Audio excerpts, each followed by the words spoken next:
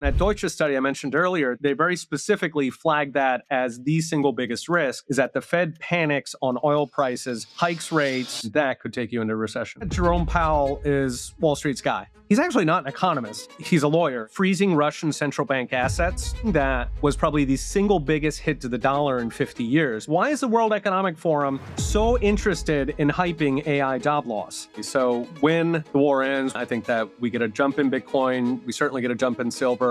That's Professor Peter St. Onge, Heritage Foundation Senior Economist, Mises Institute Fellow, and everyone's favorite top macro mind following the intersection of money, geopolitics, and Bitcoin. If you want to understand where the economy is currently headed, this is the conversation you need to hear. In this episode, we discuss Fed deception, dollar damage, and the globalist agenda driving policy and propaganda. I am Nathan with the BTC Mentor. Let's get into it. Professor St. Onge, thank you so much for joining us. How is the looming end of the petrodollar treating you? So far, so good. The dollar's actually gotten stronger since the war started. The other weird thing has been gold. Gold. Yeah. You buy gold so that every 10 years you can have a war and you can double your gold. And gold has just sucked to this war. It has not had a good war. Silver fell even harder, but silver had its meme stock moment with the whole AI and robots bit. But I think gold has really been the surprise. I think I actually have the number here, which is down. What is that? It's down like 7% since the war started, which is amazing for gold. Mm-hmm. At the same time, go ahead. I'll say at the same time, Bitcoin has been up since the war started there as well too. So even starting with that, what's your read on what precious metals are currently telling the market? Was it this they got a little bit euphoric and ahead of their skis in terms of this debasement trade, and so we're kind of seeing like a return to equilibrium? It's not really reflective of geopolitical moves. Yeah, I think that's exactly it. They were getting exciting right when Bitcoin was crab walking. Actually, it was down substantially late last year. So I think that there are like the hot money. In other words, the guys who care about the Federal Reserve and debasement, the guys who are, those people usually play in Bitcoin. But I think over the past year, basically, they've been going over into silver and gold because number go up. And so I think that when the war hit, they washed out. Bitcoin, on the other hand, picked up a bunch of those guys because, again, that's hot money, right? Those are tourists. Normally, gold and silver doesn't have that much tourism in it, right? Yeah. Especially silver tends to be kind of like, that's not really the gateway drug. That's kind of your second step. So usually silver people are very resilient. It fluctuates more than gold. It's kind of a concentrated play on gold, but usually they're pretty strong. And so my interpretation is that when the war hit, you got that normal flight to safety. Now, the flight to safety is weird because it tends to go into gold, but it also goes into the dollar. Now, those of us who understand the whole debasement thesis and the growth of government and all this, it's weird that it would go into the dollar, but of course, people psychologically see the dollar as the default. They shouldn't, but they do. So, whether it's the 2008 crisis, whether it's typical war, you'll tend to see a stronger dollar, a stronger gold. But I think what happened this time is that those got overwhelmed by the tourists, the paper hands who are playing in there for number go up. It's very interesting. There's Gary, I'll let you jump in there in just a second. Yeah, There's sure, two things man. I want to touch on. Because one, I was thinking about this, and I'm wondering if people are like, when you say going into flight to safety to the dollar, are they actually just going directly into like dollar currency units? Because I think we saw the treasury yield actually going up. So seeing treasury sell off a little bit, which I would have expected the yield to go down. I would have expected gold price to go up and treasury yields to come down. But I think we saw a little bit of the opposite. And I also just wanted to, because it struck me, I don't know if you have this information or seen anything on it, but I'm curious kind of where we are in the gold to silver ratio. If those have kind of normalized to what is it, like the 35-1 kind of normalization, if they've recorrected down towards something a little more in line with the historical trends, but you might not have that insight. So are people actually moving to dollars right now? And that's why we're seeing treasury yields go up? And any thoughts on gold to silver in relation to each other? Yeah, people are definitely moving up into the dollar. So that's Dixie. The dollar index is getting stronger. But at the same time, you've got repricing on bonds because people are anticipating the Fed is going to flip from the rate cuts that have been expected. So market was expecting about 2 more cuts this year. It's about 0.5%. Rule of thumb is every percent of cut is worth about 1 million jobs. Put that into concrete terms. Wow. So yeah, right. So, we were, and that's been one of my theses. I've been bullish for 2026. And part of the reason has been that we were looking at another half point of cut. We had, I think, about 1.25 points or 1.5 points already over the past, year and a half. It's about 18 months delay on Fed cuts or hikes hitting like the jobs numbers or the GDP numbers. So that's one of the reasons that I was structurally bullish. Since the war started, that expectation of 2 cuts is gone. So currently, the CME futures are saying no net cuts for the rest of the year, and the betting is actually they're playing with 2 hikes are now in play for the rest of the year. And what's driving that is oil prices. Now, oil prices are interesting because Deutsche Bank, when the war first broke out, they did a sort of retrospective, taking us back on a journey through the previous oil shocks through the ages, and they looked at the 1970s. And what was interesting is that they concluded that oil on itself, it will slow the economy. General rule of thumb, if you correlate, through past oil shocks or just through hikes in oil prices, like in 2022, when Russia invaded Ukraine, oil jumped. So when you look through those, every $10 is worth round about 0.2% of GDP. Remember, 1% of GDP is a million jobs. So that also translates into 200,000 jobs. And each $10 is also worth about a third of a point on inflation. Okay. And indeed, if you look at what's happened so far, the GDP now indicator, where the Fed is tracking real-time indicators and trying to estimate what GDP is doing, what economic growth is doing, those are down, I think, around 0.7% since the war started. So that's perfectly in line with a $30 hike in oil. What makes Deutsche interesting, though, is that they said, okay, so you're going to get a slowdown when oil goes up. We're seeing that already. We're seeing, inflation expectations are up actually 2% in the past month. But they said you don't actually get a recession unless you have 2 things. Number one, you need oil to roughly double and stay there. Okay, so oil started the war at 67, so you're talking 135, 150, but it's got to stay there, not like for a weekend. And then the other thing is that you need economic weakness coming into it. So the iconic oil crash is the 1970s. And I think that a lot of people on Wall Street or just retail investors they're investing it as if it's the 1970s. Now, 1970s was the golden age of gold, right? Gold went up, I think, 6-fold over the course of the decade. It's apparently not the 1970s, right? You don't want to fight the last war. Deutsche's point is that you need weakness going in. Now, if you look at the 1970s oil crisis, the first one that kicked off in 73, we had already had the Nixon shock about 2 years previous. Like, the economy was already in distress. And the Nixon shock was, of course, they were overspending. It was the guns and the butter. They had the war. They were building the welfare state to buy the votes. And that overwhelmed the dollar to the point where, France sent an aircraft carrier to bring their gold home. It's kind of, it's kind of a nice optic there. Other countries were presumably going to come next. And so Nixon slammed shut the gold window. But the point is that the U.S. economy was already in stagflation before the oil hit. Maybe that's part of the reason why Arab countries did that, because they saw that the U.S. was wounded, and so they could strike a harder blow. Now, in this case, coming into the war, GDP was about 3.25 on GDP now. Productivity was epic. I mean, we've had some of the best productivity numbers since the 1980s. We can talk about that later when we talk about AI and jobs, because the flip side of productivity is that you don't need as many workers. But anyway, we had just blockbuster productivity numbers, so it's 4.9%.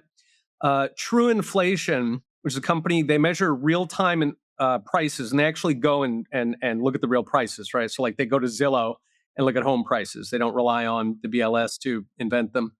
So Trueflation said that our inflation rate was running about 0.7% annual rate right before the war. Now that's now jumped to 1.6, but the point is, before the war started, it did not start when the economy was limping. However much mainstream media wants to, pretend that this is a crash.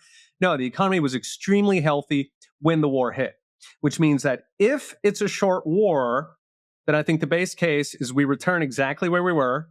Everybody go back to what you were doing, which means, you've got the main drivers are investment coming in because of the tariffs. Also, Trump has strong-armed a couple trillion from trade partners like Japan. basically threatening them with tariffs unless they invest a bunch in the US. Another rule of thumb, every trillion of investment also creates about 1 million jobs. So Trump was talking 18 trillion, but Trump is Trump.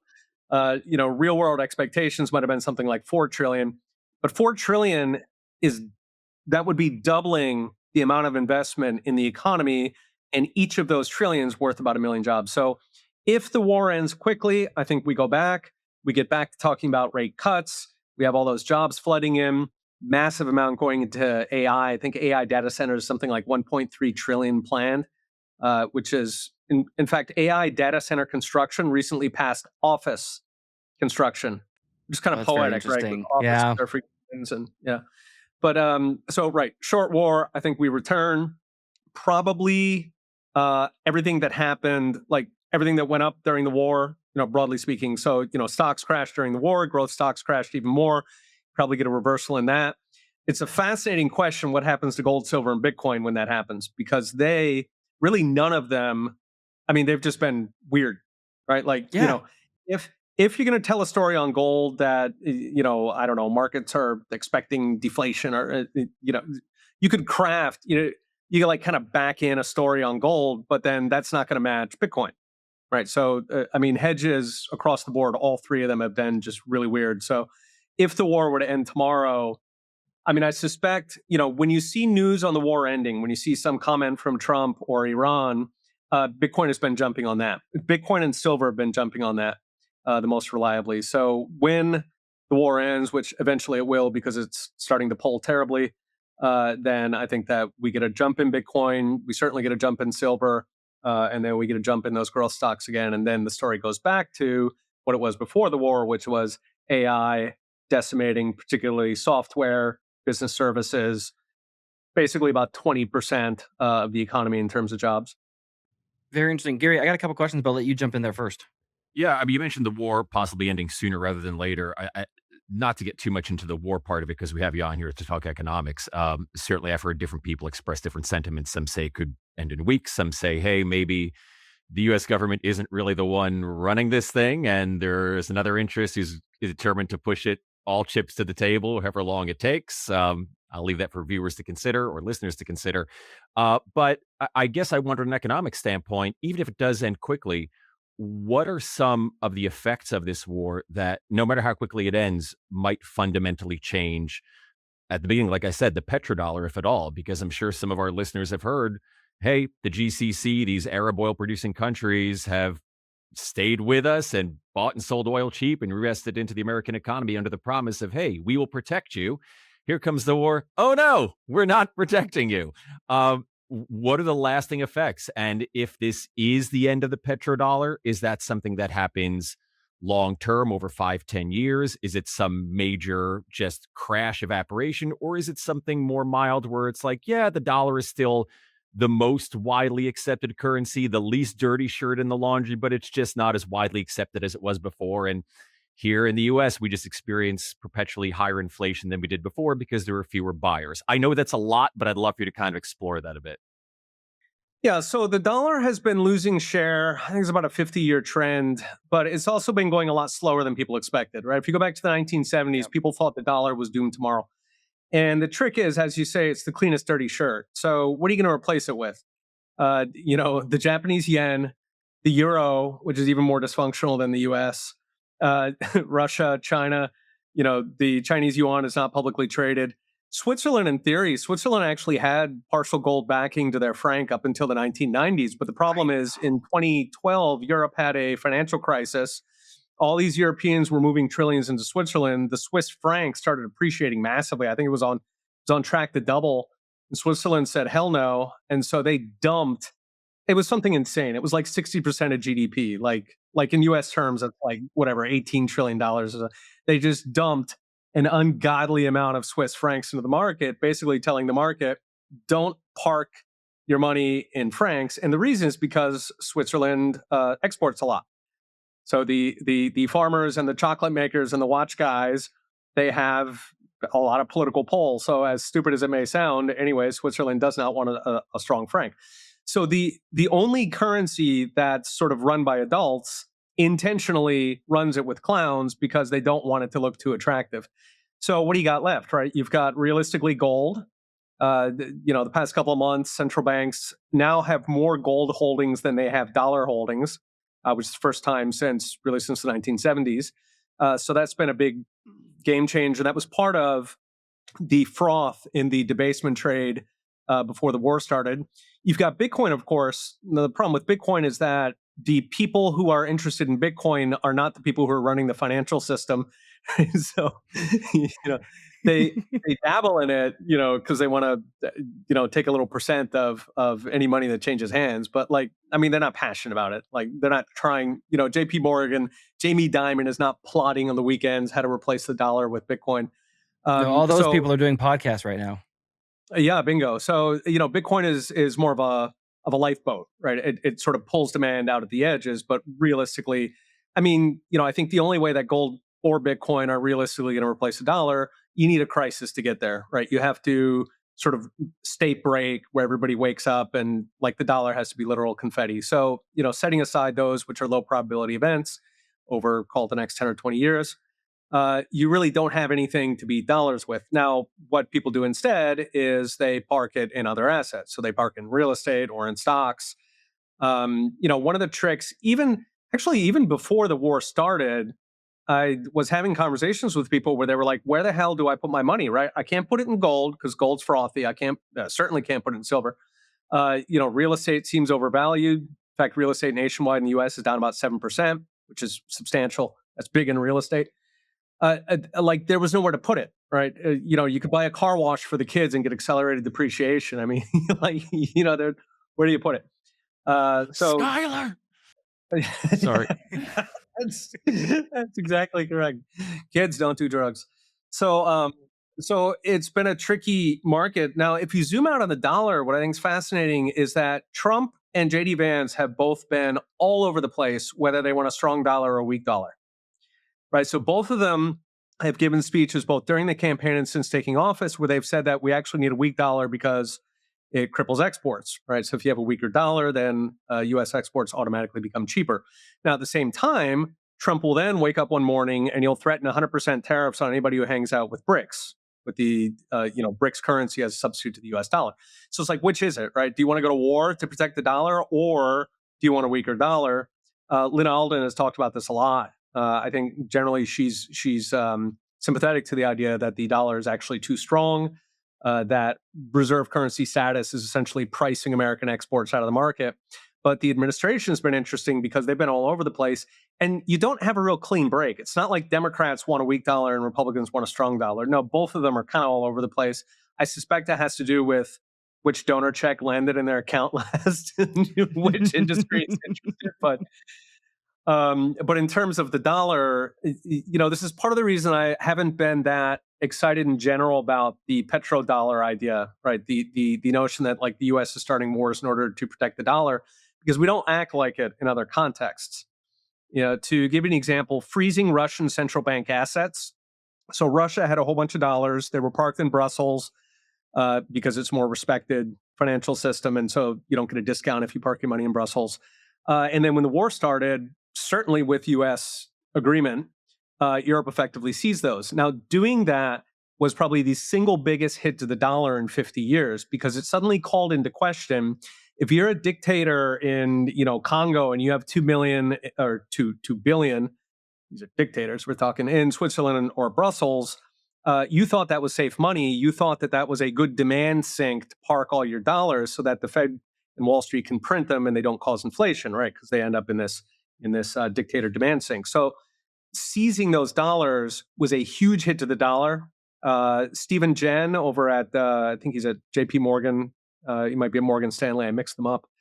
They actually used to be the same company. But at any rate, he had flagged that. He's like the guru, the mainstream guru on currencies. And he had flagged that seizure as just a massive own goal in the dollar. So if we're believing the petrodollar, why are they doing these things? Are they that stupid? Or what I suspect, which is that there are conflicting goals here. There are different interests, and they don't agree with each other. And, they're sort of in a dogfight to see who can get a stronger dollar or a weaker dollar. Very interesting.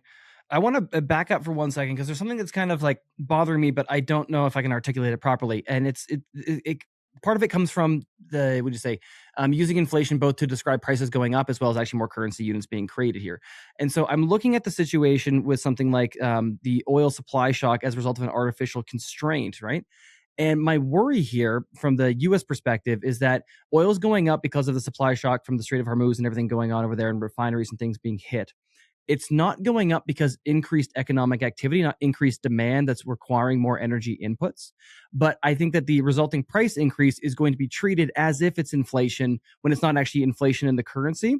Right. And so what I worry about is like, are we going to see a situation where if, let's say, the war continues on longer, oil does really start to get up there, something like the Fed starts to respond to it as if it's inflation by raising interest rates, which I feel is going to have like really destructive effects on the actual output and economic activity. And similarly wrapped in that too, we're talking about GDP now and GDP being up, which feels like a really weird metric, but maybe the best we have to try and gauge how things are going, because it doesn't account for like deflation or just like basically broken window fallacy stuff if we're blowing things up. But I know that you highlighted, so we had is real estate's fallen by 7%, I think you said. And then I think it was, I saw earlier today, we had 18% decline in home sales. And so Massive, I'm kind of, right. right. And so I'm maybe it's a bad metric, but I'm almost looking at real estate home sales as a rough gauge of how the consumer is doing. And so I see this conflicting information that like GDP is going up, economy is doing well, but people aren't buying homes, which tells me that maybe it's not, or the numbers are giving us something different. So a lot to kind of unpack there. Any thoughts on that, Professor? Yeah, so I think that what's leading the sort of home buying crisis. So home sales crashed last month. They crashed 18% in a single month, which is a very, very big move. And what's happened there is a lot of people are locked into cheap mortgages because the Fed yanked rates down to zero during COVID in order to finance the lockdown. And so something like half of mortgages in the US now are under 3%. So the problem is that mortgage rates before the war started were closer to 6%. That means that if you sold and bought an identically priced house, like you got a job in the next city, you were going to double your mortgage payment, right? So $1,300 on the median home if you financed during COVID, $2,500 or $2,600 if you sold and moved for the exact identical house, simply because your mortgage rate is higher. Now, what's happened since the war is that that's gotten even worse. So in, what are we, 3 weeks now, 3.5 weeks, mortgage rates are now up another 0.5%. So that's 6.5. So again, right now you're not going from whatever, 1,300, 2,500. Now you're going to 2,600. And if it keeps going, then it's going to get higher and higher. So that's really, I think, what's sort of locked people into homes. And you're right to flag the Fed as the biggest risk here. You know, the problem is that, so if you look at classical economics, which most people know as Austrian economics, inflation means inflating the money supply, making the money supply bigger. It does not mean rising prices. That would be the rising, right? That is never what inflation meant. For hundreds of years, inflation meant you're printing more money. And now, a consequence of printing more money is that prices rise. So most modern readers think of inflation as prices going up, but that's not the meaning of inflation. That's a literal consequence of printing money. Now, the problem is that the guys at the Fed are, you know, they're paid good money to drink the Kool-Aid and to pretend that inflation has nothing to do with printing money, that, you know, it has to do with animal spirits or boats stuck in the Suez or oil prices. Greed. Greedy. You remember the grocery stores? That's right. They were super generous in the 1960s. They got really greedy in the 70s, and then they got generous again in the 80s. Yeah. Mm-hmm. And so I think it's Tom Woods has a great example on that. He says, okay, so when a plane crashes and you ask, why did it crash? You don't say it was gravity, or because gravity is a constant. Okay, greedy business is a constant. There has been no time in the history of humanity. We are crooked timber. They're always greedy. So that's gravity. So, you know, when you get inflation, unless you have a really, really good story why greed suddenly took off. But at any rate, the problem here is that, so the Fed has to pretend that inflation doesn't have anything to do with the amount of money in existence. It has to do with all these other things. And so they write these papers on it. And, you know, if you torture the statistics long enough, it'll say anything you want. You can bamboozle the, you know, plebs with all kinds of numbers and statistics and, you know, adjustment. And so the end result is that I don't think they actually know any better, but the Fed is like sort of pretending that oil prices matter, and then it's got to react to those, right? So it looks at price indices. It does not look at movements in the money supply. M2, I think, is relatively stable at the moment. It's certainly not inflationary, which is why we were down to 0.7%, according to Trueflation before the war. M2 has not been moving. It's been nothing like what it was during COVID and during Biden. But the Fed has to pretend that oil prices are a big deal. And so that, and in fact, in that Deutsche study I mentioned earlier, that they very specifically flagged that as the single biggest risk, is that the Fed panics on oil prices, hikes rates, and now you take the oil prices, the inflation coming with that, the lower GDP growth, and the Fed hikes, and that could take you into recession. CoinKite has been in the game for years, creating hands down the best and most secure hardware when it comes to securing your Bitcoin. The Cold Card Q is an absolute powerhouse and my daily driver, and it's ideal for newcomers and advanced users alike. The Tap Signer gives you a low-cost, user-friendly option for those just getting started or for convenience when traveling. You can head to coinkite.com and use code BTC Sessions for discounts, or simply scan the QR code on the screen to get started right away. One company I like pointing people to when they ask about Bitcoin mining is Abundant Mines. They were founded by Bo and Christine Turner after losing over $500,000 to broken promises in the mining industry. And they built their hosting model to remove the usual headaches. With Abundant Mines, you own your machines and keep 100% of the Bitcoin you mine. There's no revenue share, no hidden skims. Pricing is simple. One flat monthly fee covers power, parts, labor, and repairs. They also guarantee uptime. If a machine goes down, their hash rate redirect system routes hash power from their fleet so earnings don't just stop. And every machine is insured at full replacement value. Everything is hosted in the US, powered by Hydro, and mining equipment may qualify for 100% year one bonus depreciation. Learn more at abundantmines.com/sessions. Yeah, that makes perfect sense to me. Okay, thank you. Gary, your thoughts? Something you said earlier, it's not really a question, it's just an observation. So much of this just seems like common sense to me. And I'm far from, a genius. I'm the least smart guy of the three of us here anyway, but it doesn't seem like you need a lot of smarts to put basics together. You said the guy, I think it was from JP Morgan, the economist who had the study of that, stopping the Russians from using dollars, getting them off the SWIFT system was the biggest impact to the dollar. And it doesn't seem like it takes much thinking to get that. All you need to do is just put yourself in somebody else's shoes. So if somebody else, like you said, sees that, oh, they're just going to stop those people from cashing in the dollar, what's to stop them from stopping me from cashing in the dollar? It doesn't seem like you need an economics degree to figure some of this stuff out. Am I crazy here? Yeah, no, and that's why, one of my inspirations is Murray Rothbard, the Austrian economist. And what I love about him is that he, clears through the bullshit, right? Like a lot of this stuff, it is Baroque, it's intentionally, complex, hard to understand.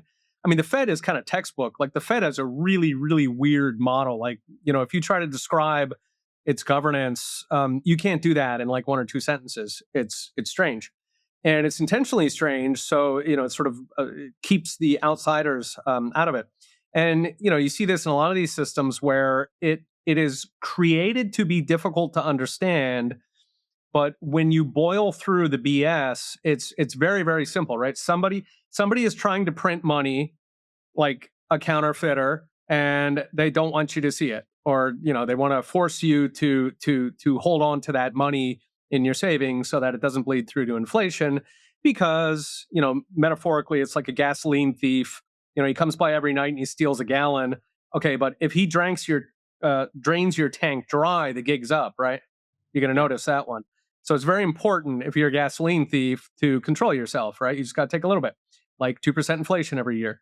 So, just sort of like, clearing out all of the BS on this, I think it's very simple. And that's one of the reasons why, anybody who's listening, if you're not familiar with Austrian economics, I highly recommend Rothbard. Probably a good gateway drug is The Case Against the Fed. If you don't hate the Fed, it'll make you hate the Fed. In case you wonder why, Bitcoiners hate the Fed so much, there are reasons. How big of an impact are Fed rate cuts or rate rises even having macro anymore? I mean, I've seen people say it's not as much the driving force as it used to be. Yeah. How much should we even be paying attention to these people? Yeah, well, 2008, they expanded their toolkit massively, and they started something called quantitative easing, which is where you print money. You literally type it on an Excel sheet in the basement at Liberty Street, and then you announce loudly, "This is money," and then you go out and buy everything in sight, right? So, in other words, like cut out the middleman and just print the money directly. And previous to that, the main way that they printed money is that they would license it to Wall Street. So they would say, "Look, I'll lend you money at 0%, and then you can lend it." And like if you get a mortgage from a bank, for example, they'll tell you that you have to open an account there in order to get your money. And it's weird because you're like, no, I don't want an account. I just want to borrow money. Like, why don't you just write me a check? Well, the reason is because they don't have the money. They invent it. They type it on spreadsheets in their basement, and now it's money. And the reason they can do that is because the Fed is offering a permanent bailout. So that was traditionally how the Fed did it, is they farmed it out to franchises on Wall Street, which is why Wall Street bankers bribe central banks into existence. But since then, now like QE, I think during COVID, QE was maybe 70% of the money that was printed was just literally they just printed it, went out and bought it. You can see this in real time. It's the Fed balance sheet. And so there's statistics on that. It had basically run around $1 trillion forever, which was just kind of grease for the skids. And then starting in 2008, it ramped up, I want to say to 6 or 7 trillion or something. They got it back down.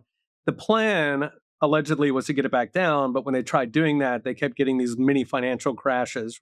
They call them taper tantrums, as in taper off the sales. So they learned to stop doing that. So now they just had to leave all that printed money out there. But when COVID hit, they went right back to the 2008 playbook, and they took it up to, I don't know, 9 or 10 trillion. Anyway, a lot. It looked like a ski jump. Yes. Yep. It absolutely does. So, right. Interest rates don't carry as much weight as they used to because the Fed does a lot of it through QE.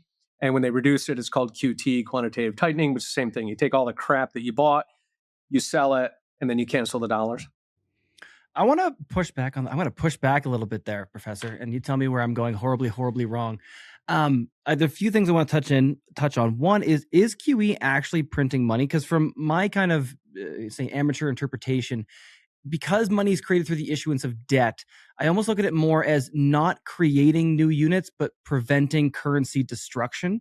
Meaning that on, like, they'll just say on some bank's balance sheet, it's valued at like $1 million, but if they go to sell it right now, it's 500,000.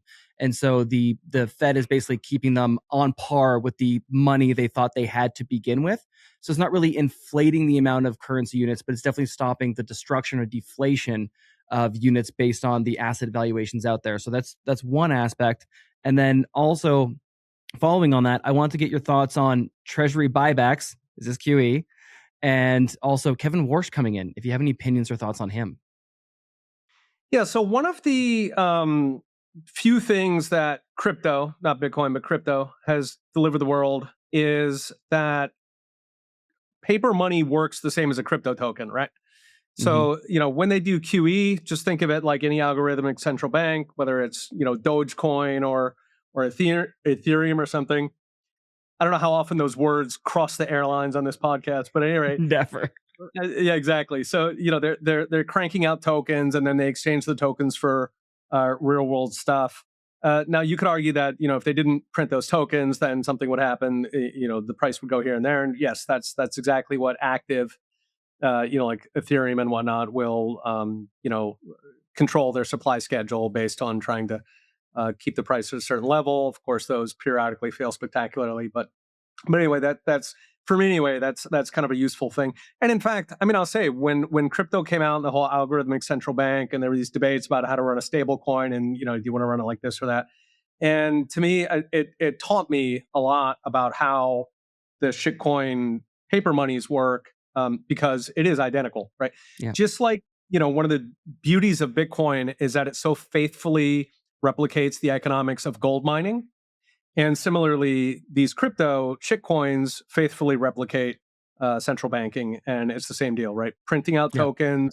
You print too many tokens, they drop in value, and then you've got to somehow suck the tokens off the market.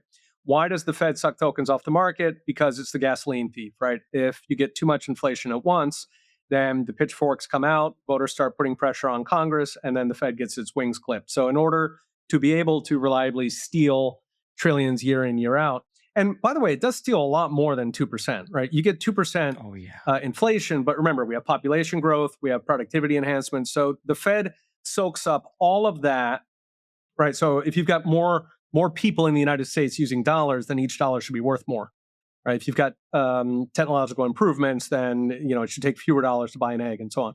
So they soak up all of those plus an additional 2% because empirically, by trial and error, not because of some scientific reason, but just by trial and error, they've noticed that people don't get out pitchforks at 2%.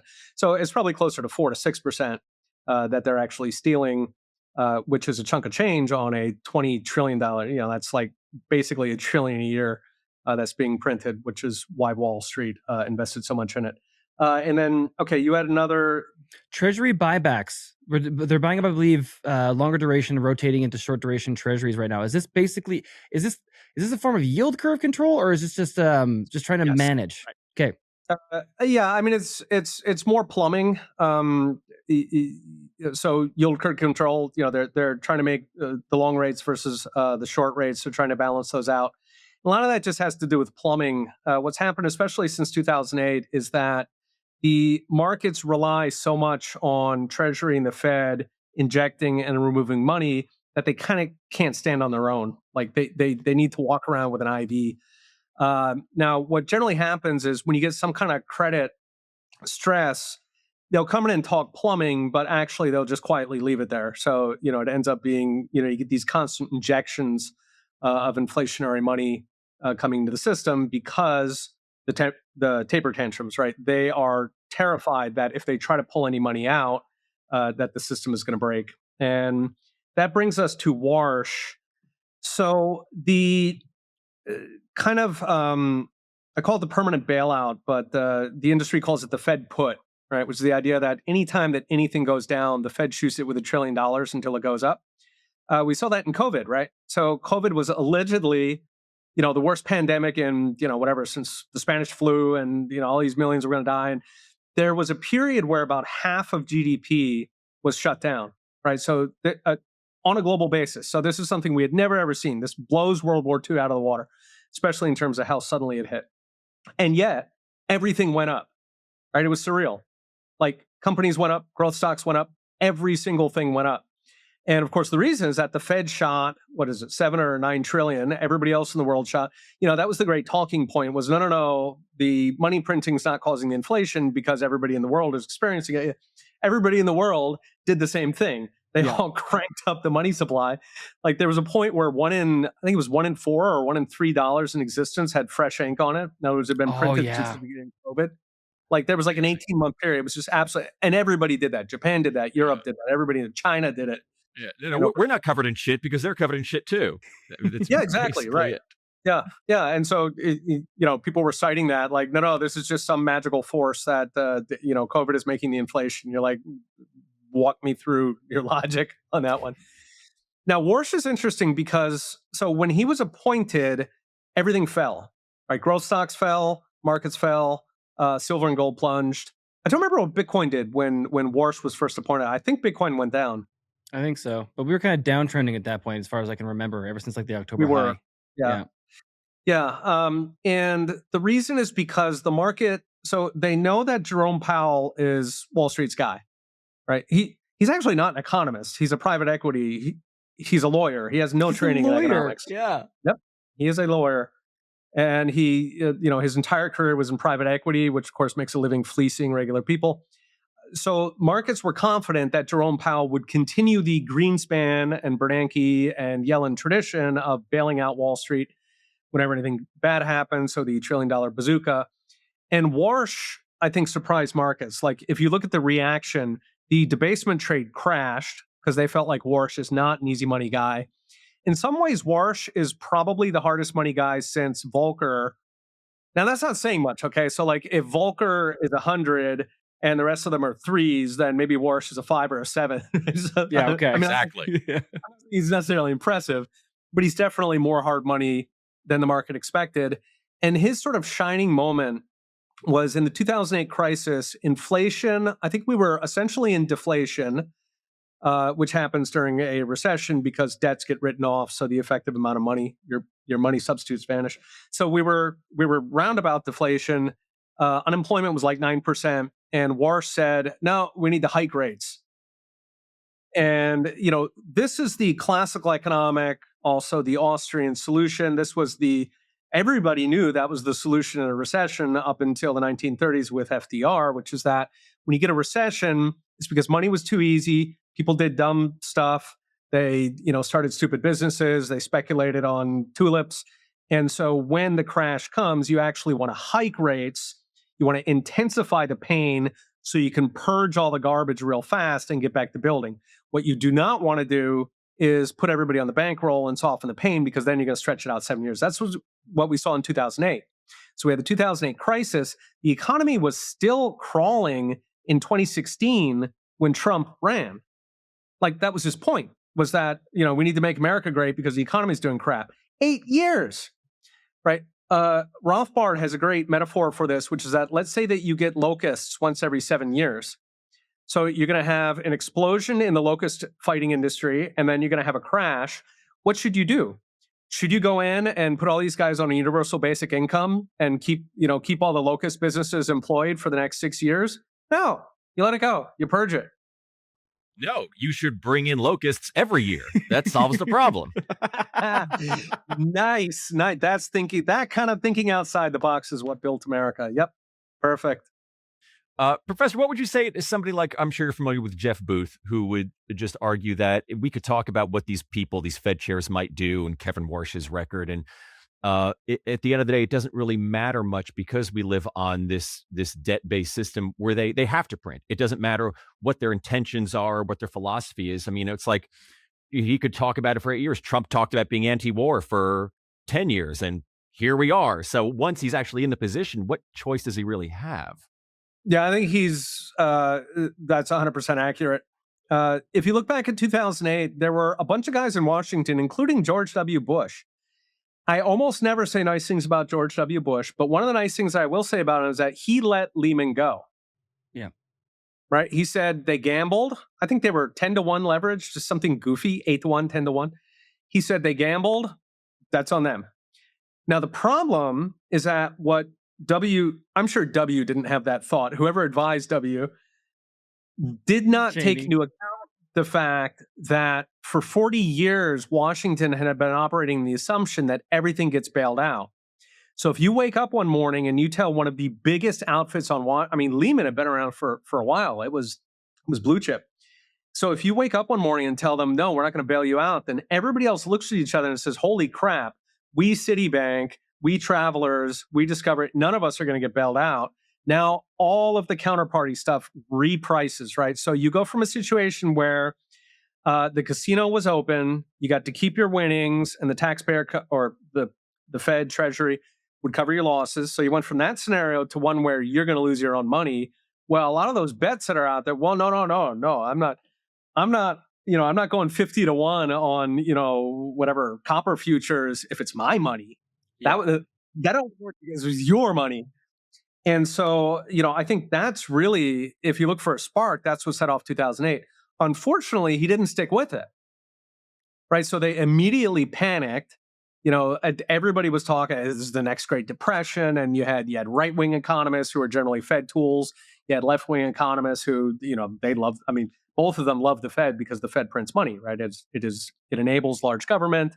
It is the biggest counterfeit in the world. So they both love it institutionally. So they were, working the phones. You had Wall Street, you had the donor checks, everything was pushing. So what we should have done in 2008 is let the whole thing collapse. Warren Buffett or the few good banks like BB&T was one of the standouts. I remember that. Yeah, he used to buy books, like thousands of copies of Atlas Shrugged, and send them to high schools on his own dime. Yeah, so there were a few good bankers. And he didn't want to take the bailout, and they made him take the bailout. That's exactly correct. They forced him to take the money he didn't want because otherwise it would reflect poorly on the other banks. That is a Ponzi scheme. But at any rate, We didn't let it go because they chickened out, right? The unemployment started rising. It was edging towards 10%. You had the Bud Light ads. You remember they did the "Was Up," and then they did Oh, the yeah. next version where dudes wounded in Iraq and whatnot, and they were like, "Man, we are losing," and they were losing the public relations battle, and so they chickened out. So unfortunately, even if Warsh wants to hike rates in a recession, even if he's like a 1920s. There's another great book called The Forgotten Depression by James Grant. Highly recommend to any readers. He goes through the last time we ran a recession the way that you should, which is you purge all the garbage.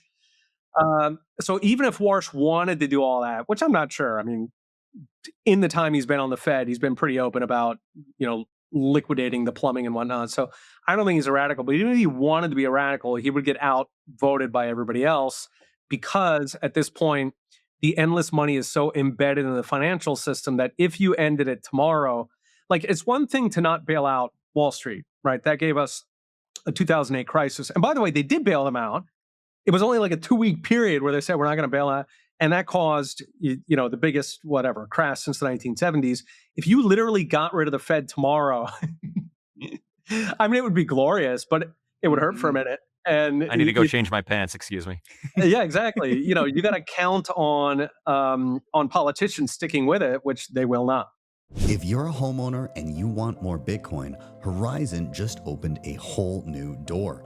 Most of your wealth is locked in your house, growing a few % per year, while Bitcoin has historically grown far faster.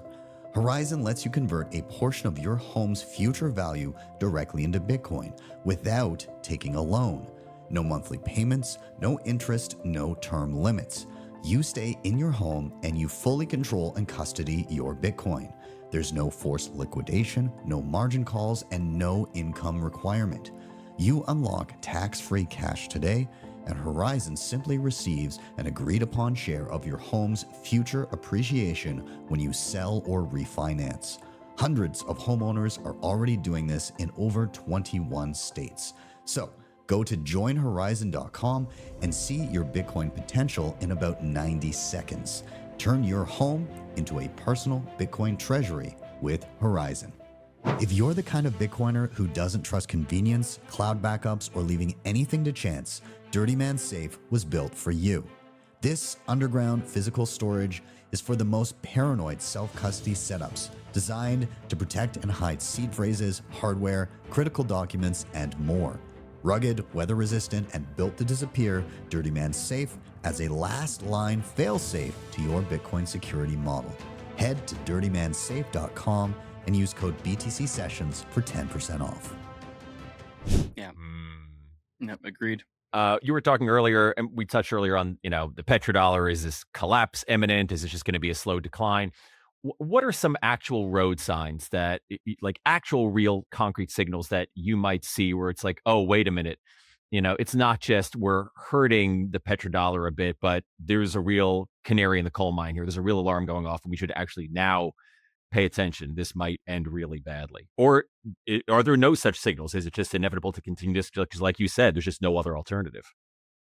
Yeah, I mean, the petrodollar specifically, I don't think is that big of a deal because it's flows, it's not stocks. So again, we can go to the shitcoin casino where the key, like that's why staking was a big deal in Ethereum. Yes. Talking about Ethereum.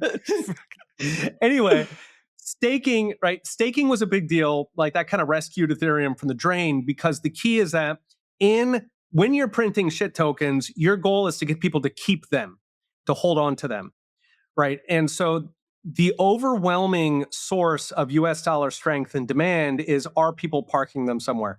Now, a certain amount of that is associated with oil prices or, other natural resources that, you could include in a wider petrodollar. If a Chinese company is importing dollars or is importing oil and they're doing it in dollars, and they're going to have to keep a certain amount of dollars on hand in order to cover those imports. But that's a very small amount, right? It's a very small flow compared to the many 40 trillion or more of overseas assets that are parked in dollars because the US dollar is a relatively good store of value, because it's extraordinarily liquid. There's a certain lock-in effect. Like the British pound should have probably lost its reserve status in like 1860. The U.S. economy was, past Britain around then, and then surpassed it. I mean, we were like 2 or 3 times bigger. We were richer, much bigger population, but it held on for another 50 years or so, just because you have lower transaction fees because everybody else is using it. So you have this, it's called path dependence. You're sort of locked in. So I think that those, I don't put that much faith in the petrodollar. I actually put more in seizing the Russian central bank assets, because that goes directly to the sink, right?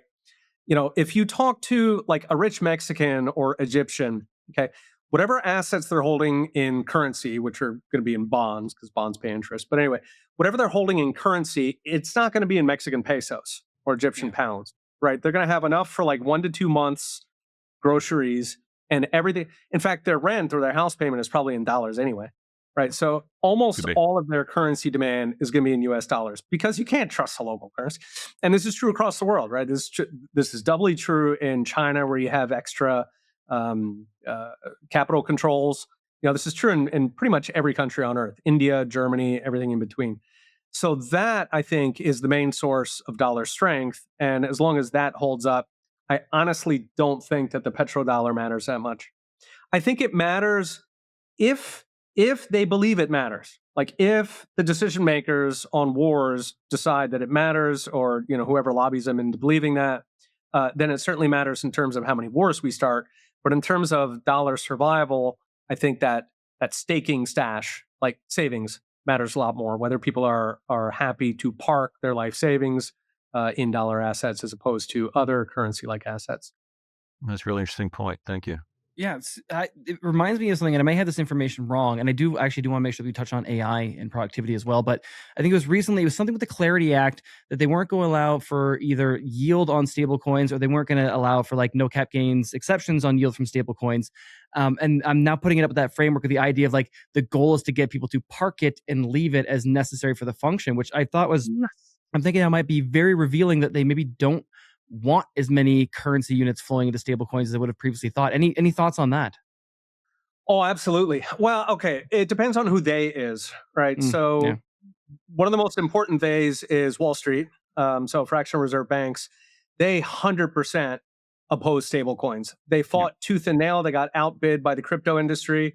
Again, it was probably Ripple, honestly, which has been a pain in the ass, especially on CBDCs.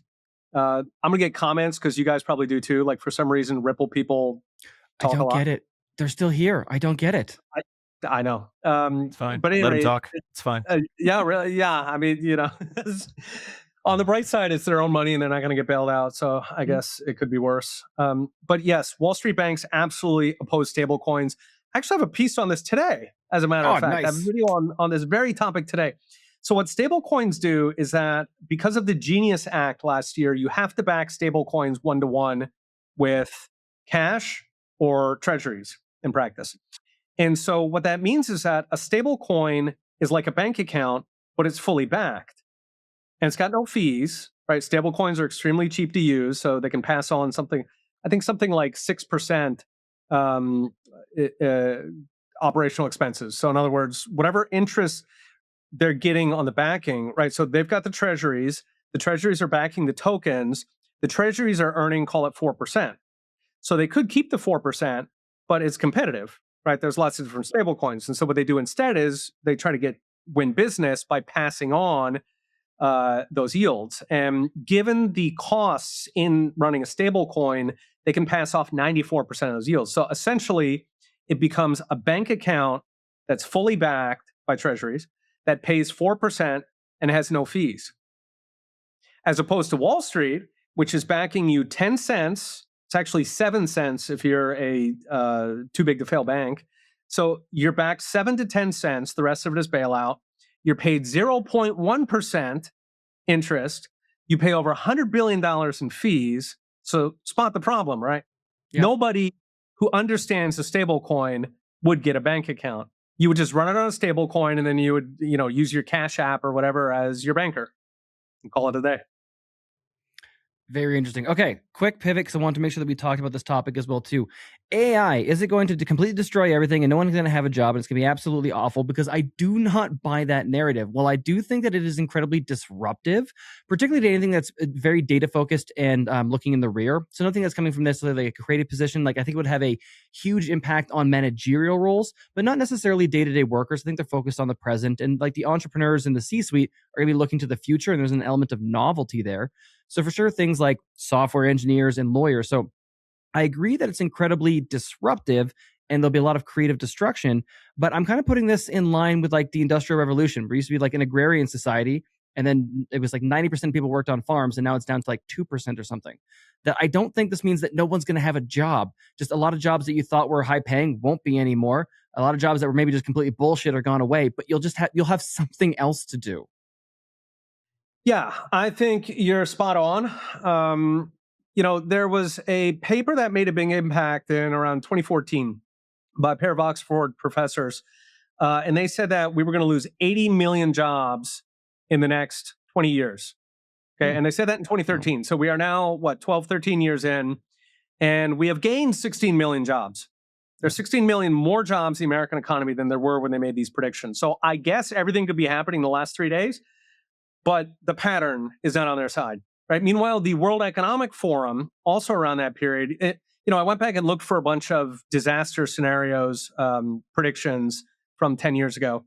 WEF said that we were going to lose half of jobs by now, 2025. Okay, so, all right, point one, it's apparently hyped. And I mean, it's global warming level hyped, right? Yep. Point two, the people who are hyping it are the same people as hype global warming, which makes me think anyway, like, why is the World Economic Forum so interested in hyping AI job loss, right? And, I think the obvious reason is because it's the entry to a universal basic income, right? Where you can put you can put 51% of voters on the payroll. We already have 20% on the payroll and welfare, but at any rate, you can put another 30% on. Now, this is catastrophic for the economy in a number of ways, but anyway, so that's kind of like the entry, thing that makes you go, Now, if you look back through history, there have been thousands of episodes of automation. In ancient Greece, the time of Socrates, they were worried about oxen. So they had these plows that had iron, and this was going to take all the jobs. And you'd have all these men who wouldn't have any jobs, and so they would go out and start fights, and so you'd have to start wars to use up all the men. Middle Ages, it was water wheels and windmills, right? Again, it's going to wipe out all the jobs. Electricity, right? Steam. The internet, for those who remember. In the 1990s, the internet was going to wipe out all the jobs. If you look at, like ground zero for internet, for wiping out jobs, was supposed to be web design, right? And a web designer in 1995, every year it was automated. And every year what happened is websites got more complex. Right. So in other words, the customer expectations rose in exact lockstep so that even today, like we hired a web designer 2 years ago to do our website, paid him a lot of money. Right. That industry is not gone. And that is like the almost purest case that you could argue for software and the internet getting rid of jobs. And, in fact, through all of those automations, every single automation that humanity has experienced, writing, fire, sails on boats, shovel instead of spoon. I mean, every single automation creates more jobs and destroys, because what it does is, if you are the guy, you're the strong guy who used to smash the wheat, with a hammer, hammer and pestle. All right, you're that guy. You're not as valuable anymore. Okay. However, or take a tractor. Okay. So you used to go out, you could, cut the wheat, you could do it really fast. All right, you get knocked off your throne, you amazing wheat guy. But the tractor, because it is 100 times more efficient, it raises everybody's wealth. So conceptually, it's like an escalator, where every so often you take a step down, but the escalator is moving much, much faster. So the end result, if you look at the Industrial Revolution, is that a working man, so the Industrial Revolution replaced muscle labor. It hit blue collars. It put white collars on a throne, right? If you were the equivalent of an entertainer, a Hollywood actor, a baseball players in 1910 had day jobs. They would like work at the deli and then they go play baseball at night. That's why games were at Really? night, right?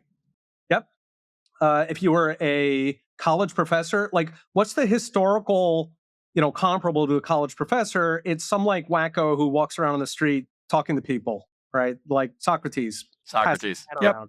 Yeah. They were impoverished. They were like living in barrels, right? So what the Industrial Revolution did was that it devalued physical labor. It valued or revalued brain work. The brain work people became the masters of the universe, right? They're the rich ones. The blue collars were the losers. However, ask how much a blue collar works today. So I was walking around New York a couple years ago. There were two guys unloading cinder blocks from a truck, talking about one of them had just flown to Brazil on vacation. That's the lowest skill job possible. Yep. All right. You're moving take brick out of truck. Yeah, you're literally moving rocks, right? And they're flying to Brazil. So if you look at a blue collar worker today, relatively speaking, they're low on the totem pole, right? They don't make as much as college professors. But compared to a, guy who's pitching hay in 1800, so that's the escalator. The blue collars, yes, they stepped down, but that escalator went up so fast that a blue collar today, a demoted blue collar, makes 20 times what they did in the past. So I think that's exactly what we're going to see. Now, it's not going to be on the same scale as the Industrial Revolution because, as you mentioned, something like 70% of jobs that were in agriculture. If you throw in, steam replacing crafts and such, you might get the 85, 90% of jobs that were replaced. With AI, a big chunk of jobs are already services, so Starbucks, taking care of kids, teaching, nursing. A chunk of them are government, sadly. 20%. If you take out the service jobs, you take out the skilled crafts. Whenever I talk about skilled crafts, people get upset because they say the robots are coming. The robots are going to be much slower. If you look at electrification, the first factory was electrified in something like 1880. It took 50 years for half of factories to be electrified. Why? Because the factory is already built. Yeah. Right. You're not going to tear down your factory every single time a new technology comes along because there's going to be another technology 2 years from now. You're going to do it again. Right. You don't in practice. So why we need a war to destroy the factories. You need wars to destroy the factories. Exactly. That's why I was relieved that the Iranians were going to launch missiles at California. Whatever happened to that? I was like, what? Like you guys jumped another shark. Going a little bit too hard there.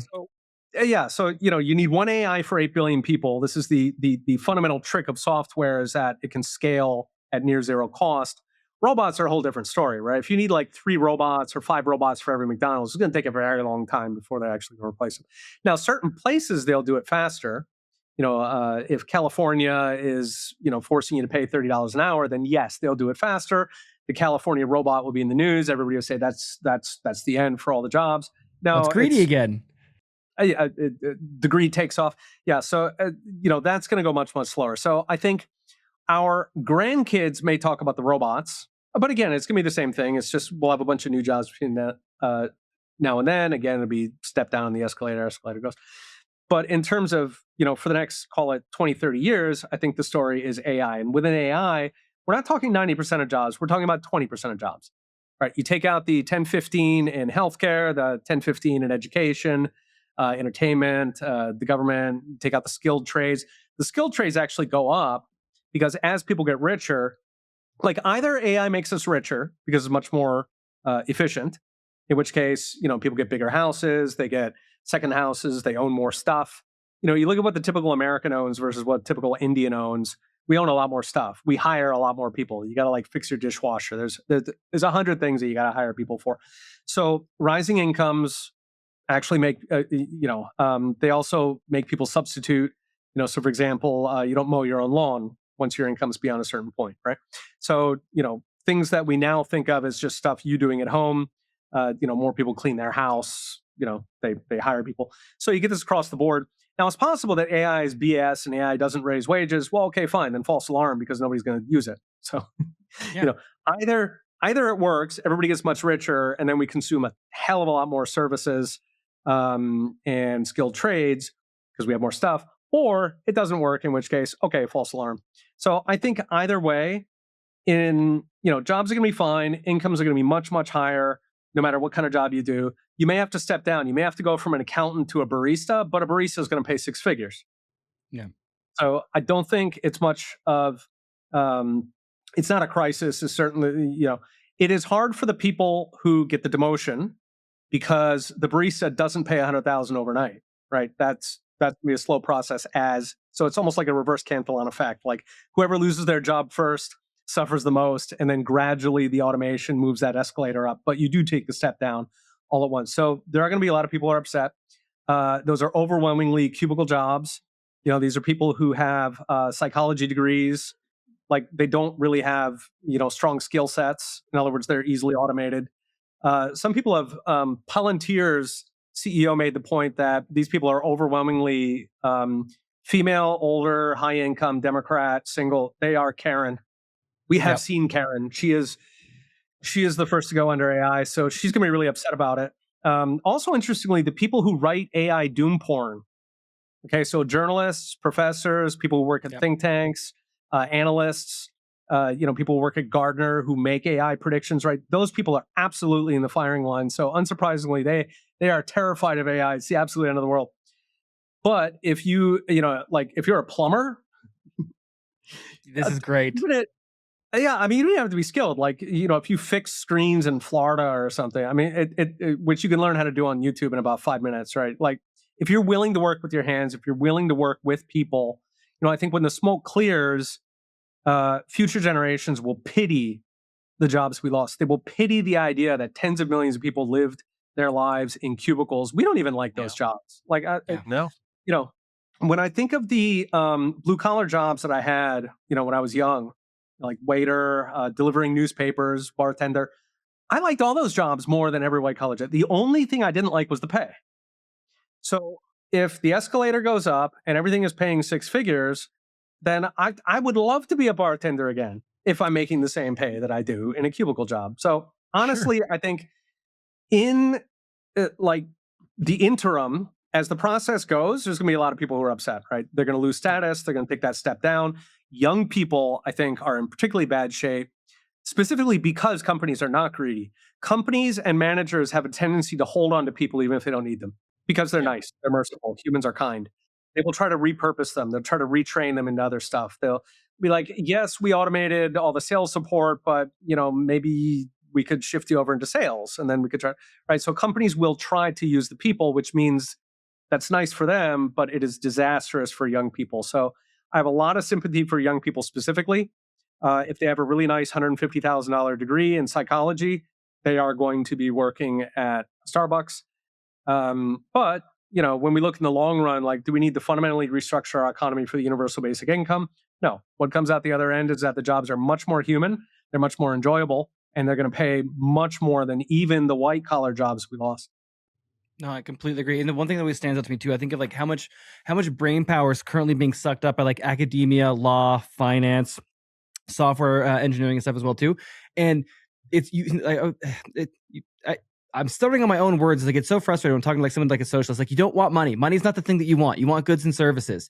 And if you can take that intellectual horsepower, that brain capacity that's sitting there just pushing numbers and doing ultimately kind of useless shit, that if you unlock them and make them go start a business, like, holy crap, because you just, the major rise in the standard of living for everybody from all this new entrepreneurship or the solopreneur stuff that's going on. But I just wanted to add that in the tail. Gary, did you have any final questions or last thoughts you want to throw at the good professor? No, I think it all makes sense to me, what you said, especially about the AI stuff. As you have different jobs, you have people who can say, well, I had somebody that poured me a coffee before, but now I want a barista who's going to have a conversation with me, and somebody who might have intelligence and can offer something just beyond here's your cup of coffee. There's people that want that. In my other line of work, acting, a lot of actors are scared of whether they're going to generate actors out of whole cloth on the screen. Yeah, that's probably going to happen eventually, but does it mean a rise in live theater where people want a genuine human experience and an interactive thing? Yeah, there's a fascinating case study in that with the pirating back in the 90s, right? So live music was being pirated en masse. Young people did not buy any music.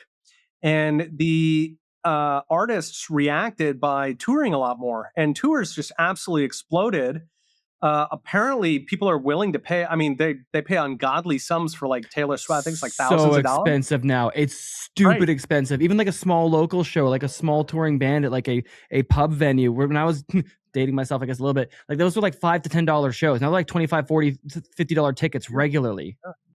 Right. And so like, even if, the industry ended up fighting pirating and reducing it substantially, but even if pirating had gobbled up all the live music, like if, today, whatever, Apple and Spotify and all them went down and everybody just went back to Pirate Bay, the industry would actually be fine because they have now discovered that the real money is in live shows. That's what people want. They want, to feel close to the entertainer. They want to interact with the other fans because, every fan community is like a unique ecosystem, and people love that. They get warm and fuzzy hanging out with people like that. So there's cases where I think people consistently underestimate how much latent demand there is for the human touch, human contact, and I think that's absolutely going to explode here. And art and beauty. Professor St. Onge, this is fantastic. As always, hugely appreciate it. Tell everybody where they can go to find you to get some daily Austria, little daily Rothbard in their life. Yes, I make daily videos. They're about 3.5 minutes, so you can't get bored, on economics and freedom. I post them on X, the artist formerly known as Twitter. Also on YouTube, so that's Prof St. Onge, ProfSteonge. And I also do weekly articles talking about sort of deep dives into what's happening in the economy. So that's at profsaintonge.com. When I first got into Bitcoin, I was overwhelmed. The jargon, the security risks, the fear that one mistake could cost everything. I remember staring at my screen and wondering, are my keys safe? Did I do this right? That experience is why I started BTC Sessions. For over a decade, this channel has helped millions of people like you learn how to use and secure Bitcoin. But I realized something. For many people, videos aren't enough. Everyone learns differently. Some need to ask questions in real time as an expert walks through their setup, their goals, and their threat model. And certain things like advanced cold storage, inheritance planning, privacy, and node or mining setups often can't be fully solved by watching another tutorial. So I built BTC Mentor. I recruited the best Bitcoin educators on the planet to work with you one-on-one. Real experts, real answers, personalized hands-on guidance tailored to your exact situation. Whether you're brand new or building a complex setup, we meet you where you're at and walk with you step by step. By the end, you don't just hope your Bitcoin is safe, you know it is. If you're ready for that level of confidence, then head to btcmentor.io and book a call with us today. If you enjoyed this episode, Peter St. Onge, please do like and subscribe. It really does help us out. And check out the previous episode with David Collum and Simon Dixon on the current Iran war.